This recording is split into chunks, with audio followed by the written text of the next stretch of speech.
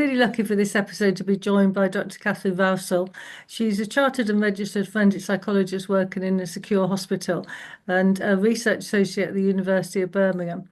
She's also a trustee for Mint House, Restorative Justice in Mental Health, a national initiative.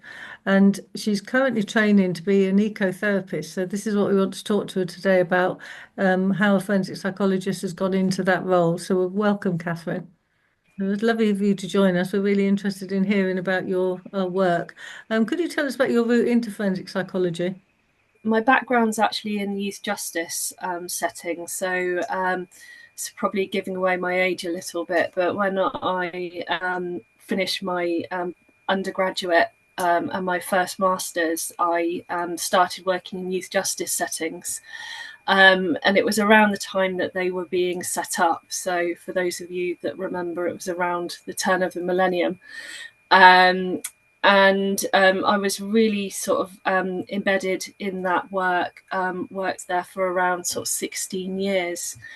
And I was really fortunate because I got to experience lots of different roles within youth justice. So I had experience working within restorative practices, working with reparation schemes, working in the court and bail service, working with early intervention. So I was lucky to have lots of different experiences. I reached a stage in my career where I kind of wanted to progress, and I wanted to develop. So I ended up on the pathway into forensic psychology. The basis of that was completing a master's, a second master's, and that was through Coventry University. And I did that part-time whilst I was still working. So it was quite a feat at the time to work full-time and complete a master's. And that took me 3 years in total to complete that. And then I was looking at the different kind of stage 2 choices, and ended up on the University of Birmingham doctorate course, which I completed in 2021. As part of my training, I did several placements, and one of those placements was within male medium secure hospital settings.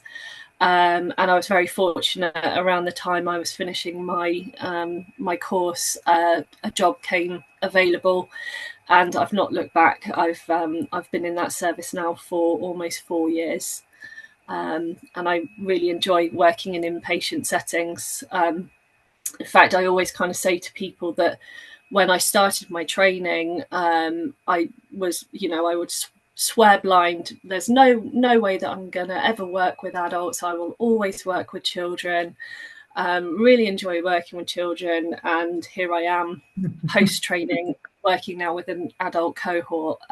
So it does go to show you, I suppose, that training can change your mind, change your perspective.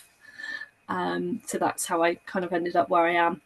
With your youth justice, actually, I know we're going to talk about restorative justice, and also you've got another strand, I think, staff wellbeing, that you were going to talk to us about. But with the youth justice, was there a difference in the restorative justice approach in youth versus adult?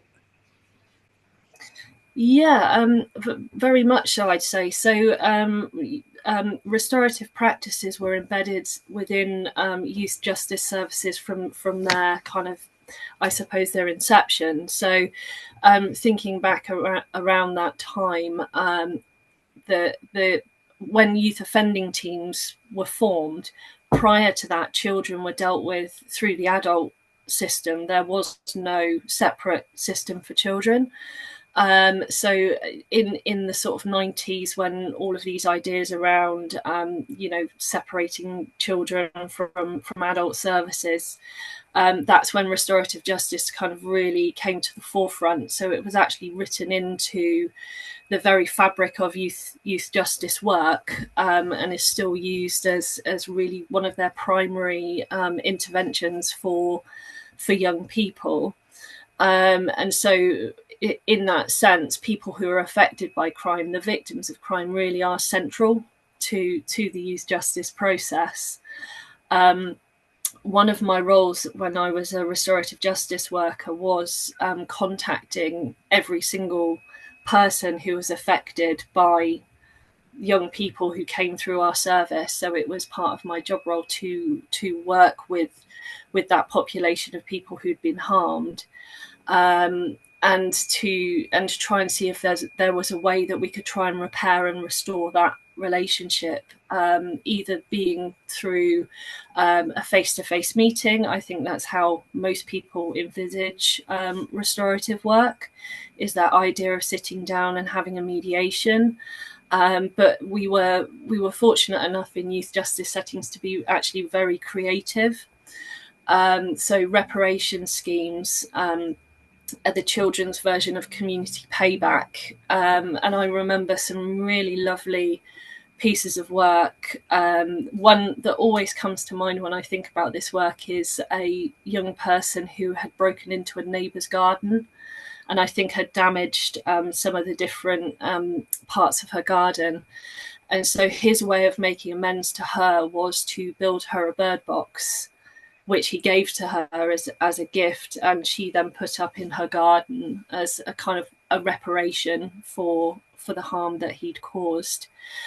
So it very, I think in youth justice settings, it really does run through the fabric of what the organisation does. I'm not so clear on the picture in probation, because I've never worked in probation services. However, within the hospital setting, so within NHS settings, it's a very kind of new way of working. Part of that is to do with the with legislation. So there was a piece of guidance called the Victims Code. And within the Victims Code, certain agencies were named as having responsibility for ensuring victims had access to things like restorative practices, and to other aspects of care to kind of look after them in their journey through the criminal justice system. So key organisations, for example, would be police, probation service, the court services. The NHS were actually not named in that document until 2020. So there wasn't anything compelling NHS services to work with the people who'd been affected by the patients in their services. Last year, there was a big change in legislation where elements of the Victims Code have actually been written into law. So that's through the Victim and Prisoners Act, which that now legally compels organisations such as those ones I've already named to be providing services for victims of crime. Do you think that allows practitioner psychologists to use that legislation to sort of drive forward initiatives around restorative practices? I think it's useful in terms of encouraging services to promote restorative practices. I mean, I think also, I'm just being very, very clear about this in our service, in our restorative work that we do. The restorative practices that we deliver in-house are to do with in-house conflict. So we, for example, if there's a conflict on the ward, then we'll use a restorative approach to manage that. However, we don't do restorative work with the victims of index offences. We're very, very clear in our service that work should be commissioned to a third sector organisation who are highly trained to deliver that work. And the reasoning behind that is because the part of restorative practice is the impartiality. And as an NHS provider, we care for our patients, so therefore we can't be the impartial voice for the victim of index offence. To go back to your original question, I think it's so the legislation only changed last year, and I think everybody's kind of getting used to the new system. I think there are specific barriers to engaging in restorative processes, which we're still trying to work through. So the all-party parliamentary group for restorative practice talks about this in their inquiry report, which was published in 2022. So one of the things, for example, they talk about in there is gatekeeper decision making around access to restorative approaches. They talk about the well-meaning professional making a decision on behalf of their patients or behalf of their service users when it comes to access to restorative practice. So an example may be something we would hear on our wards: oh, they're too unsettled at the moment, so we're not going to offer it. Then they're not well enough to engage in the process, rather than actually talking to that person and saying to them, is this something which you would like to engage with? So I feel like that's probably a major barrier to accessing. Yeah, I remember Ray and Vi Donovan, who talk a lot about restorative justice and practice it and teach it. They had restorative justice with 3 of the people that were in a gang that killed their son, and they talked about for many years they'd wanted to do it, but the I think it was probably probation at the time was saying, oh no, they're not ready, they're not ready to do it. And yet when they did do it, they were saying, we've been waiting years to do this. So it's really hard, isn't it, to know who makes that decision, whether people are ready or not, because they'd been held back really in lots of ways for many years from both sides from grieving, because they hadn't been able to do it, and they actually didn't do it until they were released. So it's a big thing, isn't it, to wait all that amount of time? Absolutely, yeah. How do you manage the complexities of the people that are in services? I'm thinking about people that might have cognitive deficits or neurodiversity or adverse child experiences, all those layers that might mean somebody needs professionals to raise safeguarding questions, but how does that fit with the work when you're thinking about restorative practice? So I think that's a really good point about safeguarding, and part of the staff team that we trained were social workers, and they were asking exactly the same question. They were like, but how does this we were very, very clear in our training that that this does not usurp safeguarding.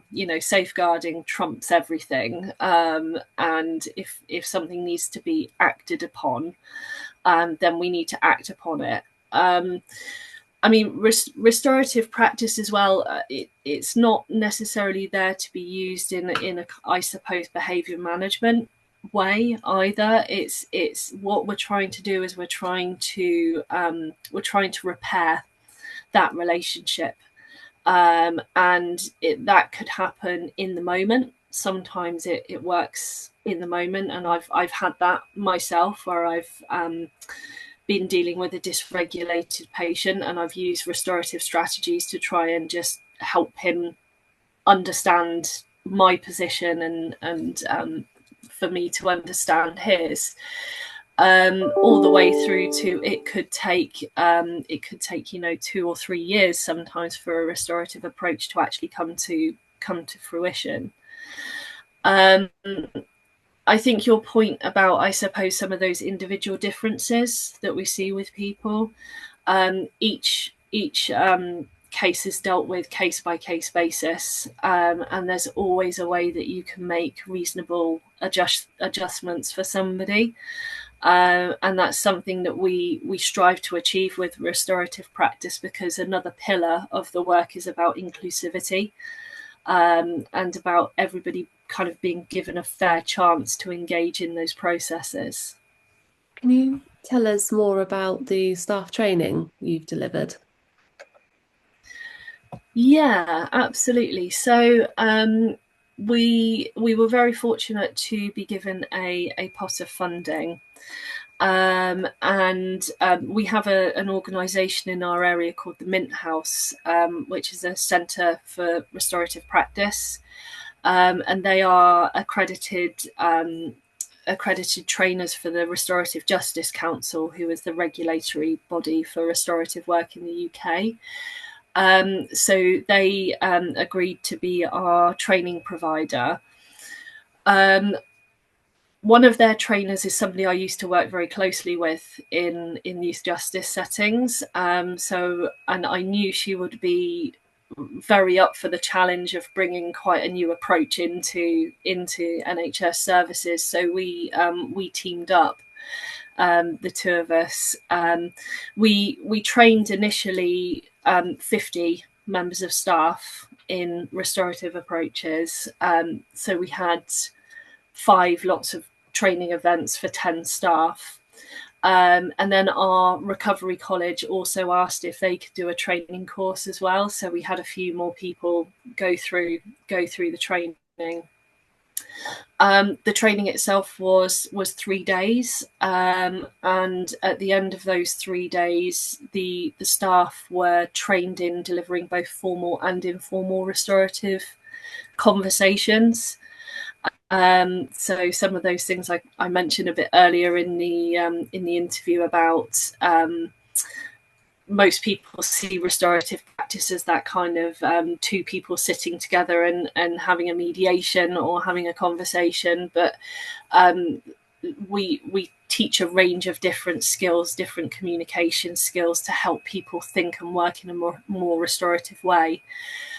And I think my overwhelming reflection, my overwhelming take home from that training was the amount of nursing staff who were coming up to me and afterwards and saying, I've always been told that I have to do mediation on the ward, but I've never been taught how to do it.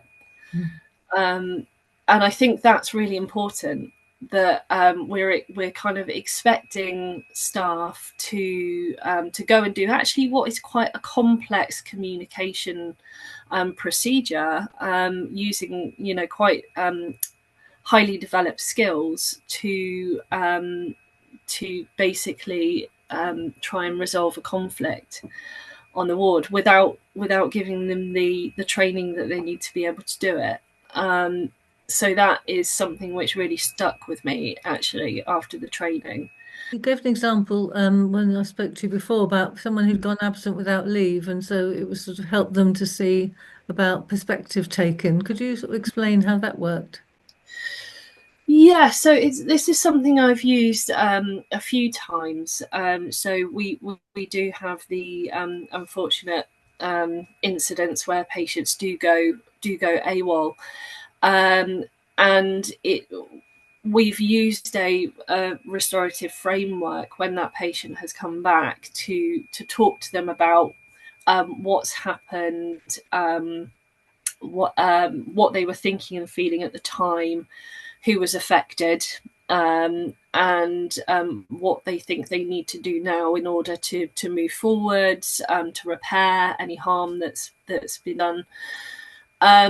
And we've used it quite effectively when there's been staff escorting the patient as well, because obviously it's not a very nice situation for staff when a patient runs away during escorted leave, and so it gives the staff member a chance as well to reflect what that situation was like for them, and the stress and the worry that they then go through post that incident. And we found that it does really help the patient to reflect on, actually it wasn't just me who was affected in that situation, it was the staff member that I ran away from, and it was the ward, it was my family because they didn't know where I was, and so it's been a useful strategy in that sense. I've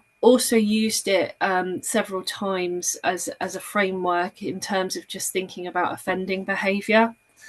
So when I've been doing index offender work with any of my patient group, it's been a useful framework in order for sort of thinking about what was happening on the day for that person, who else was there, who else was affected.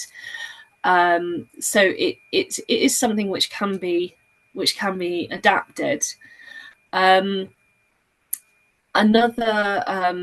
way I know staff who've been trained have been using it has actually been in supervision sessions as well. So using it as ways to kind of sit with their staff and think about different situations. There's a particular model used in the training, which is the 4 choices window, which looks at boundaries and control, nurture and support, and where we sit with that. And if you swing too much in one direction, then you are acting in a way which is acting to somebody, so in a really authoritarian, acting towards that person. If you swing too far the other way, then you're kind of doing everything for that person. And so we always talk about having this balance. So that's being with somebody, so working alongside somebody, and that's been used in supervision to help people reflect on where they were in relation to a particular patient. So if there's been an incident, for example, so what was going on there? Were you acting in a way which was more authoritarian? Were you acting in a way which was maybe not doing what you needed to do? So that's been quite useful, I think, as well for our staff team. What has been the outcome of using restorative practice? What has been your judgment, or I don't know if you've done research in that area, but just to sort of see the outcomes of working in that way?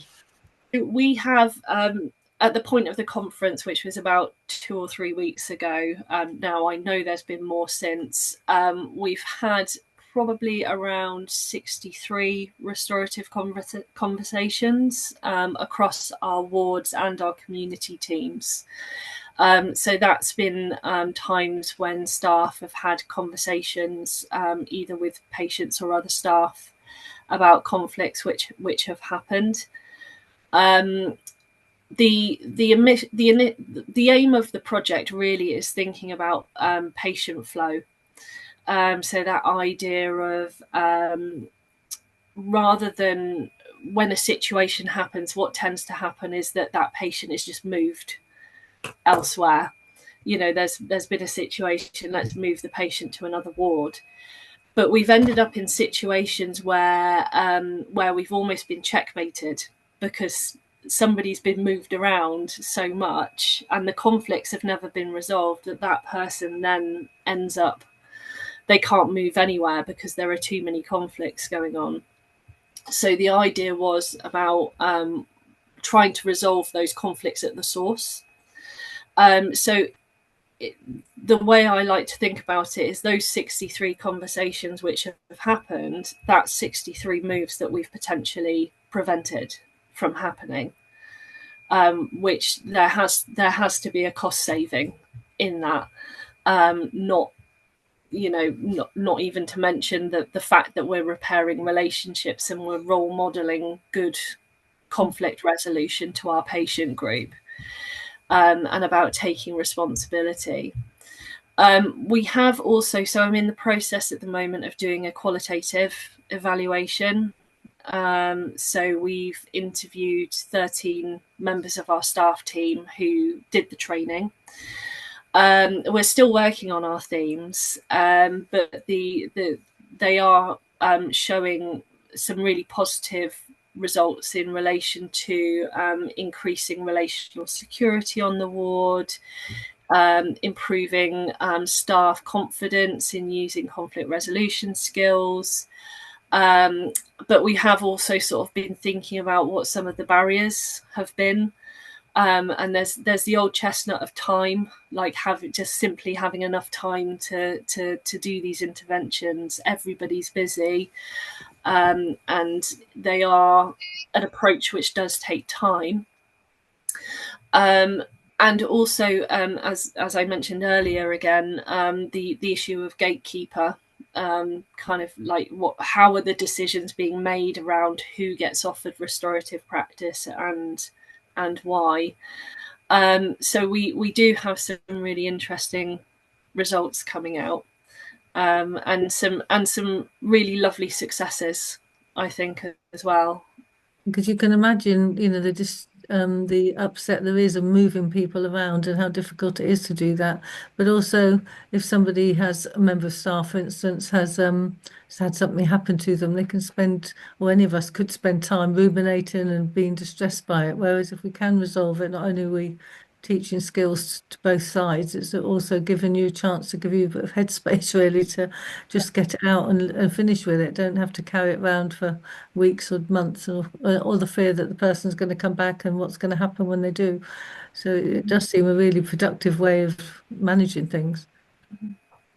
Yeah, and I think just another quick reflection is that I think sometimes restorative practice is thought of as a bit of a soft approach, it's maybe a bit wishy-washy in some ways, but certainly the meetings that I've delivered, not only in the NHS obviously, but also in youth justice settings, some of them have been incredibly emotionally powerful, life-changing in some situations for the participants of that in the room.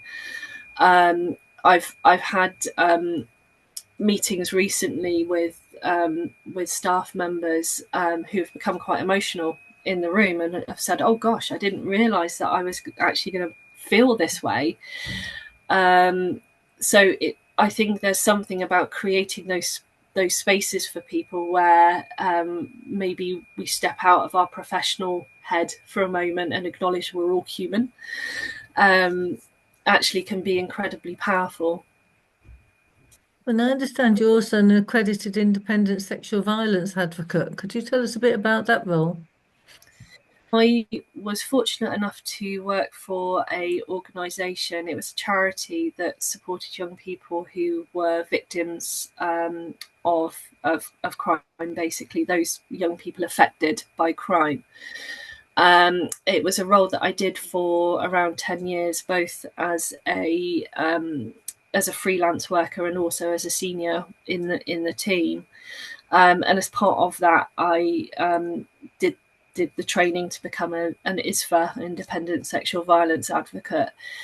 So this is a role which has only really been developed, I would say, within the last sort of 10 years or so in the United Kingdom. And it was developed really because I understand that there was a lack of support for victims of more serious offences. So you generally have independent sexual violence advocates and independent domestic violence advocates. And it's the role of those workers to support the individual from the point of reporting the offence all the way through the court case, and sometimes beyond. It tends not to be a therapy role, so your role isn't necessarily there to deliver therapy or counselling. Some ISVA services do have counsellors that they can, or services they can refer into, but the role of the ISVA is more around emotional and practical support going through the court case. It was a role that I found absolutely fascinating, and I was very privileged to support some incredible young people going through court, and it was very, very, very powerful supporting them on that journey, and the resilience that young people have is amazing. You know, they were in a world which can be very very difficult, and when they're facing things like cross-examination, and having to stand up in a court, and you know, I've just seen these young people just do some absolutely amazing things, and it is unfortunately a role which I think is probably a bit underfunded, and not particularly very well known. But if I would guess, I'm just sort of thinking about your viewers who are perhaps thinking about a career in forensic psychology. I think it's worth looking at either trying to do some volunteering, or maybe even doing some paid employment in services that offer those kind of services to victims, because you really do see the other side.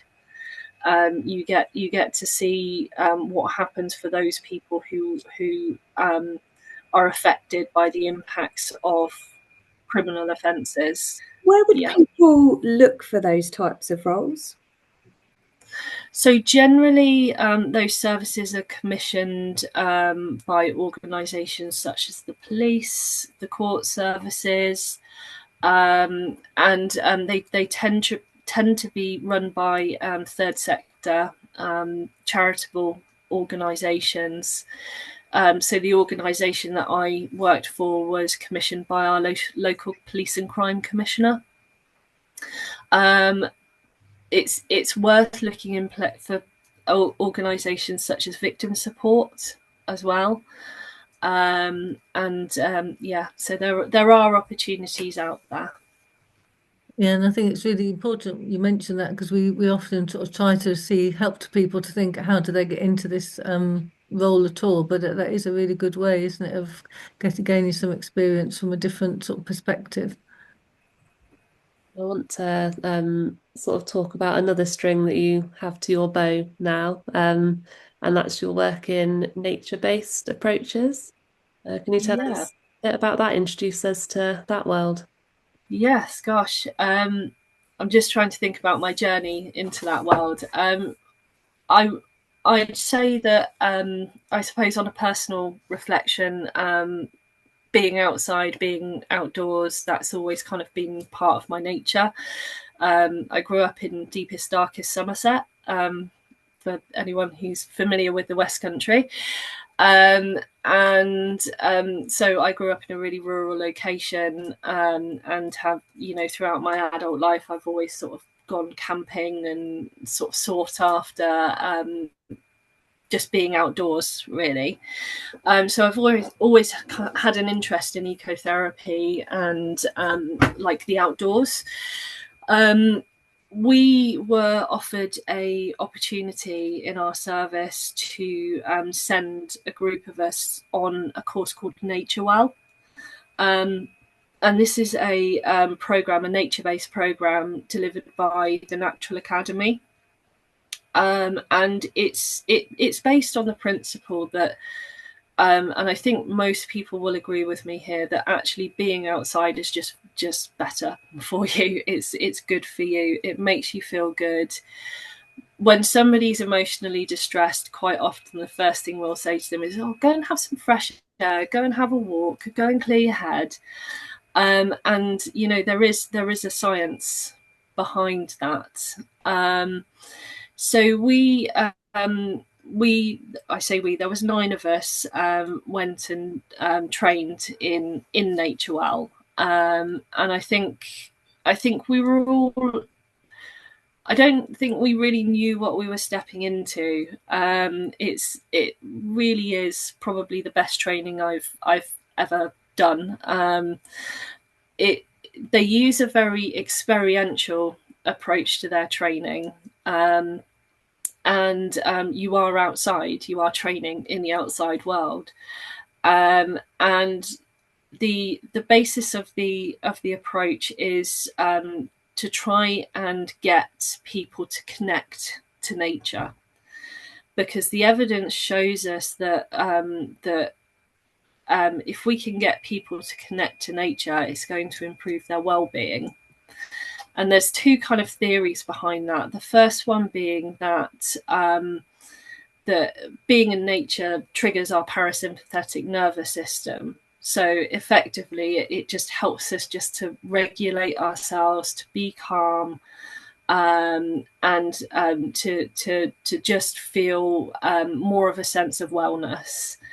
The second theory is the attention restoration theory. So that's the idea that that nature is more congruent to us than man-made or human-made urban environments. So when we're in nature, we're using less focused attention.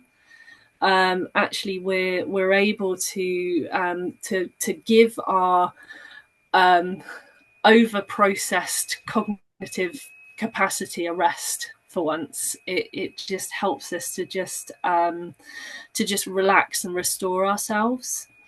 And so we have in ourselves this biophilia, this like need to be close to nature.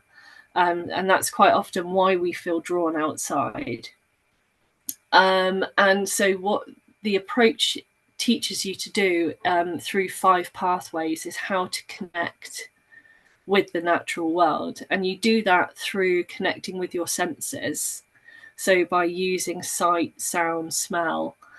And it really is a wonderful approach. It really reminds me of trauma stabilization, EMDR therapy, of that real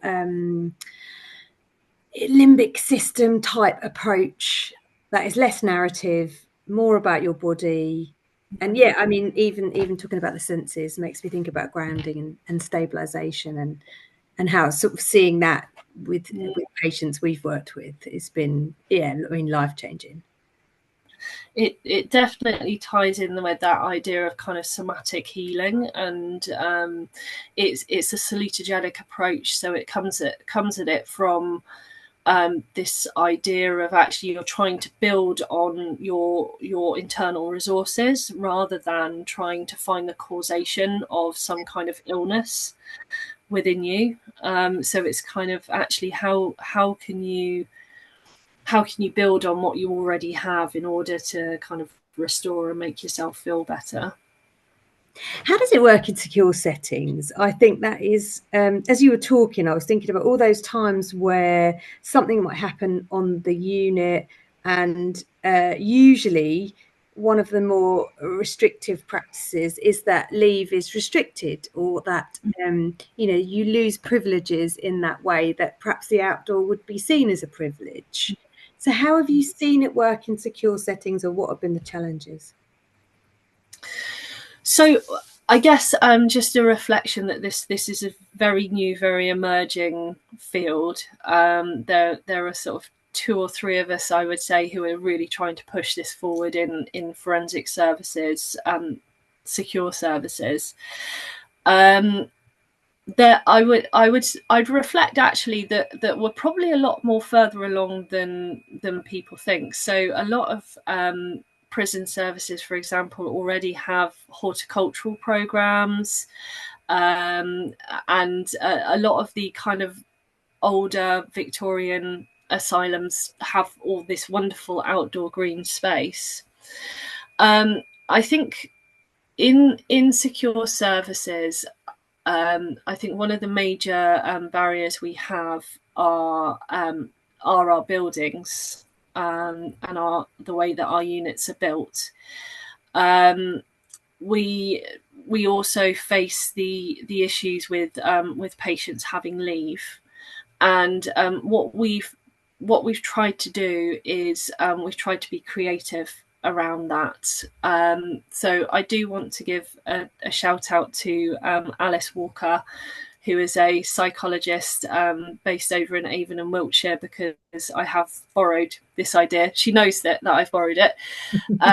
She told me about a nature connection group that she runs on her inpatient unit. And the idea is that it's a weekly rolling program, drop in, drop out. And every week it's about just connecting with one of those senses in relation to nature. And it's a way of bringing nature into the ward environment. So like I said, we've borrowed this idea from Alice. And she and what, for example, what we did this week was we did nature sound bingo. So we had our surface hub, and we were playing nature sounds, and we all had bingo cards. And it was just a really lovely way to kind of bring that in. The taste session goes down particularly well. So the guys really like it when we do taste, because we bring in a variety of different foods for them to try.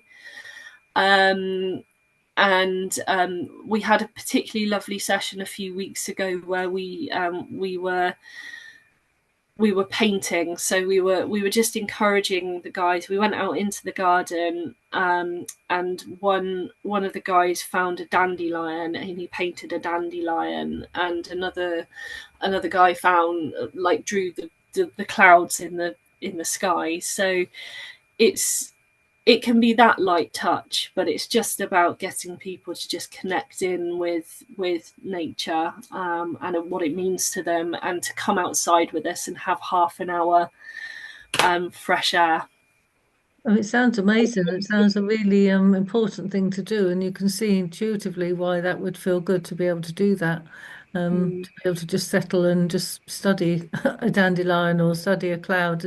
Cloud watching is a lovely thing to do, isn't it? Yeah. And I'm sure very grounded. There's some mindfulness elements in there too, which is a great skill for sort of emotional regulation as well. Yeah. Yes. Yeah, absolutely.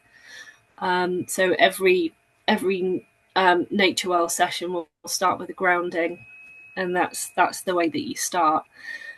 So you're already kind of down regulating people and encouraging them to be calmer. Yeah. Sounds beautiful. And have you, I guess you say it's very early days, but have you got any research as to how it's impacting, apart from sort of the feedback of how much I'm sure they love it? So we have recently submitted an article, which is, we interviewed the staff who had attended the initial Nature Well training, and in that we talk about the positives of the approach, and we some of the themes that were found around like the emotional regulation, but also how these approaches can help build therapeutic relationship, and therefore sort of bolster relational security on the ward. The staff also talk about it being a really pioneering approach, this idea of sort of green social prescribing, using a different strategy, I suppose, to more traditional strategies. And there was a real sort of sense of, we hope that this takes off. We hope that this finds its roots somewhere in our service. I have recently connected in with a researcher, Dean Fido at the University of Derby.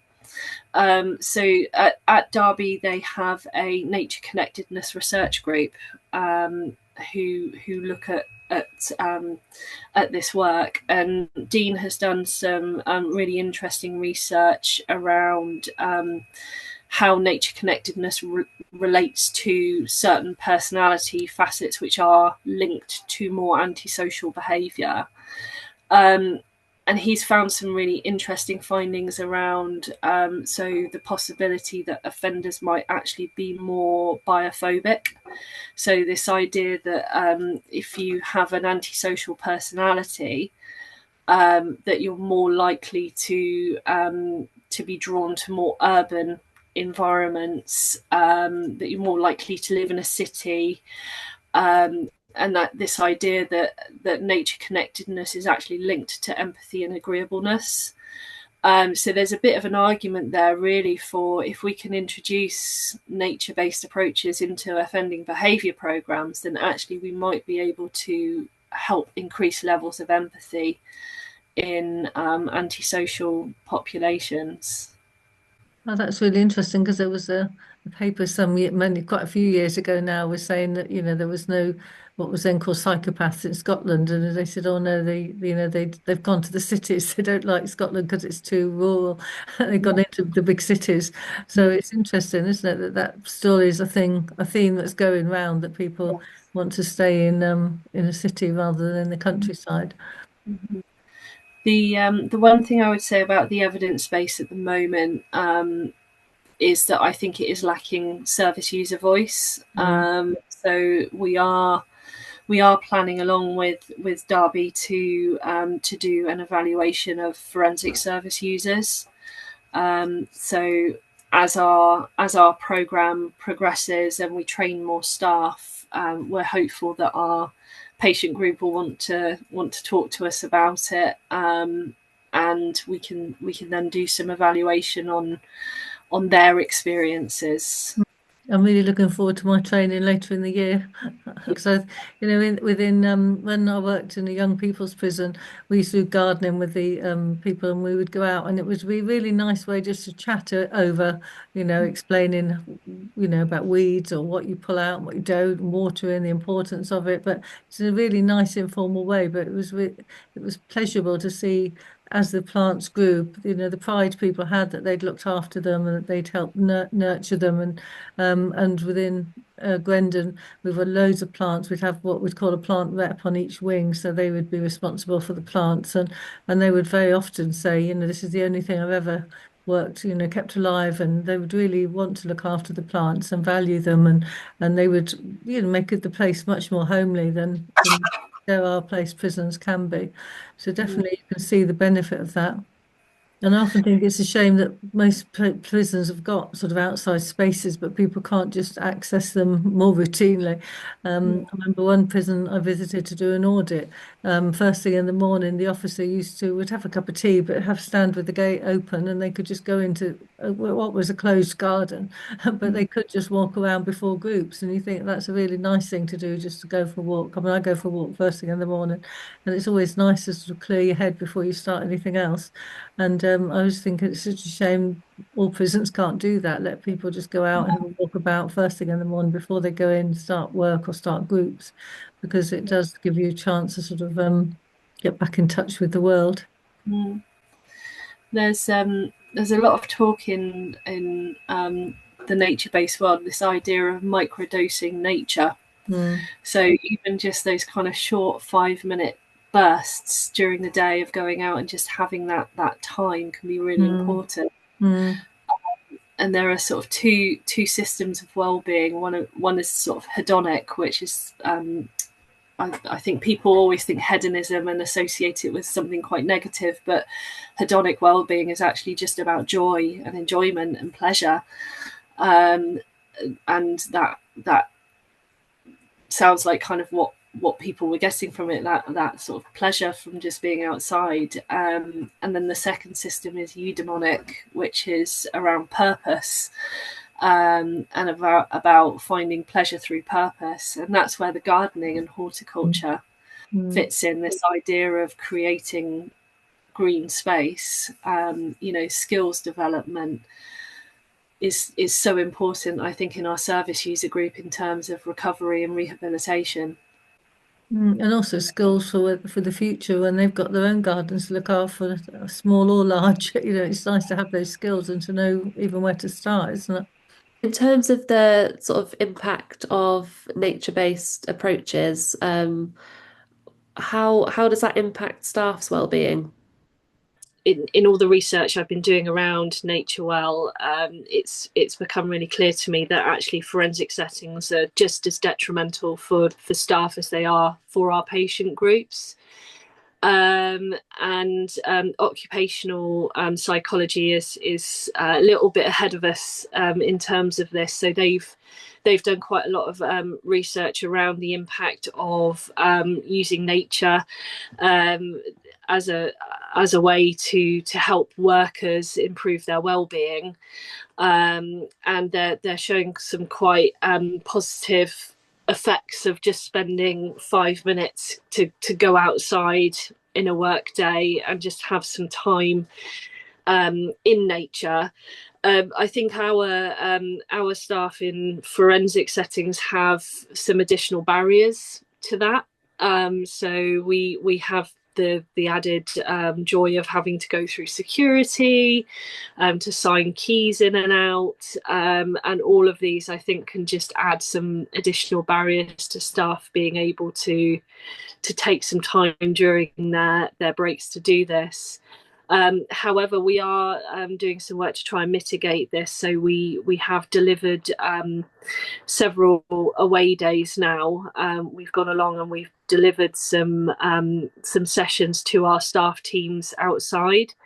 So last week I was invited along with our matron to deliver a session for our female inpatient service staff.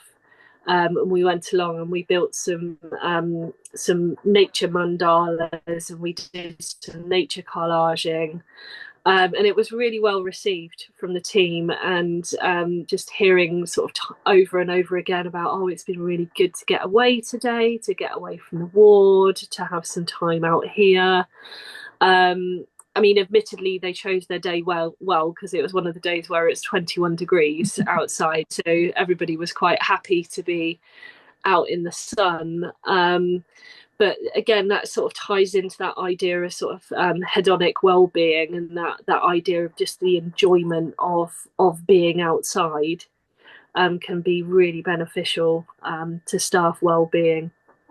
Really interesting hearing, and again, we were just saying how there's such a fascinating range of skills that our forensic psychologists have, and we all think everybody, we go on our training courses and this is what we're going to do, and yet you're just showing yet again how innovative forensic psychologists can be, and you've developed in so many different ways. It's really fascinating. Each of the things you've talked about could be a full-time career for somebody, and yet you've done so much and still got lots of time ahead of you. So well done. It's been really interesting listening to you. So it just leaves us to say, let's talk forensic psychology.